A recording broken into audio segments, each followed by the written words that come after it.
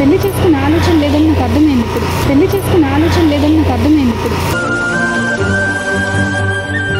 నువ్వు అర్థం చేసుకున్నట్టుగా మీ ఫాదర్ వాళ్ళు అర్థం చేసుకోరు కదా. నువ్వు అర్థం చేసుకున్నట్టుగా మీ ఫాదర్ వాళ్ళు అర్థం చేసుకోరు కదా.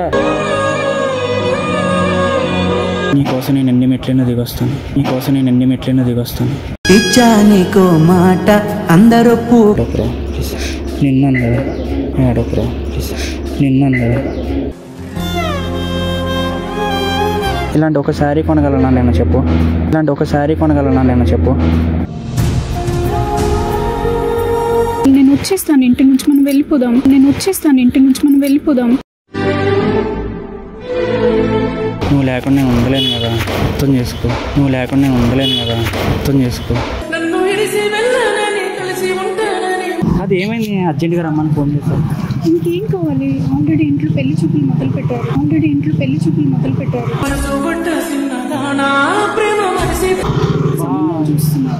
మళ్ళీనా?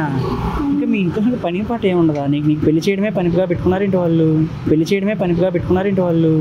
ప్రేమించిన అమ్మాయితోని ఆడపిల్ల అన్నాక తల్లిదండ్రులు అదే కదా ఆలోచించేది.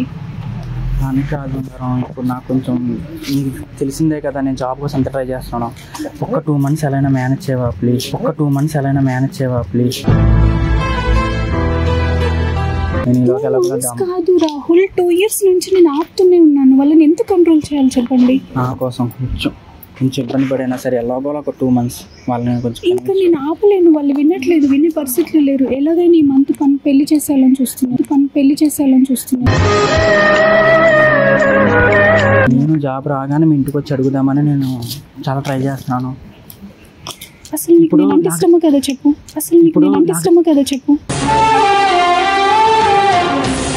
నీకు మెంట్లా నిజంగా?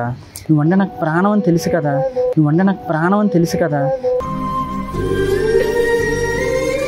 నేను నిన్ను ఎంతగా ప్రేమిస్తున్నావు తెలుసు కదా. అదే తెలిసి కూడా నువ్వు ఇలా మాట్లాడుతున్నావు. మా ఇంటికి వచ్చి మాట్లాడడానికి నీకేంటి ప్రాబ్లం? వల్ల ఒకటే జాబ్. ఆ జాబ్ వస్తే ఖచ్చితంగా నేను వస్తాను. అదేదో నాకు చెప్పేది వచ్చి డాడీతో చెప్పొచ్చు కదా.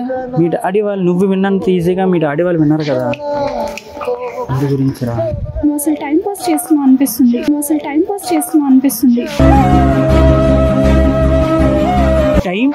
నేను టైం పాస్ చేసేవాళ్ళే కనబడుతున్నాను నీతో.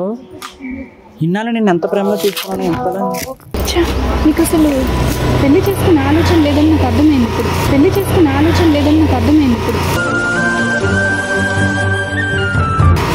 నేను టైం పాస్ చేసేవాళ్ళే కనబడుతున్నా. ఎన్నాళ్ళ నుంచి నీ మీద ఎంత ప్రేమ చూపిస్తున్నావు నీకేం తెలియట్లేదా? అంత ప్రేమ ఉన్నాను, ఇంటికి వచ్చి మాట్లాడొచ్చు కదా. మాట్లాడాలంటే జాబ్ ఉండాలి కదా. జాబ్ లేకుండా వచ్చి ఏం మాట్లాడాలని చెప్పు. నువ్వు అర్థం చేసుకున్నట్టుగా మీ ఫాదర్ వాళ్ళు అర్థం చేసుకోరు కదా.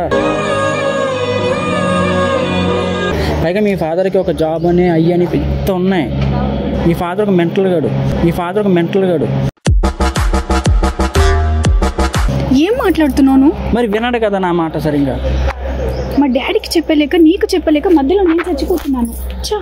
నా కోసం కొంచెం ఎలాగో ఒక 2 months మేనేజ్ చేయాలి. అదంతా కాదు రాహుల్, నువ్వు వస్తావా లేదా? డాడీతో మాట్లాడతావా లేదా? నేను మాట్లాడతాను, నిజంగా మీ డాడీతో మాట్లాడతా. కానీ ఇప్పుడు కాదు కదా.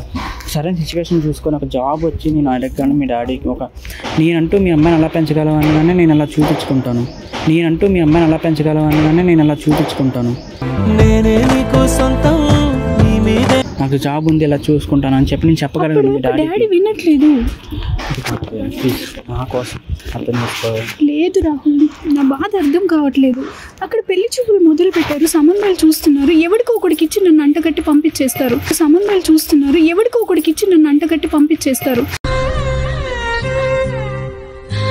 అలా అయితే నేను చచ్చిపోతాను బంగారం. నేను ఉండలేను కదా, నీకు తెలుసు కదా. నువ్వు లేకుండా నేను ఉండలేను కదా, అర్థం చేసుకో.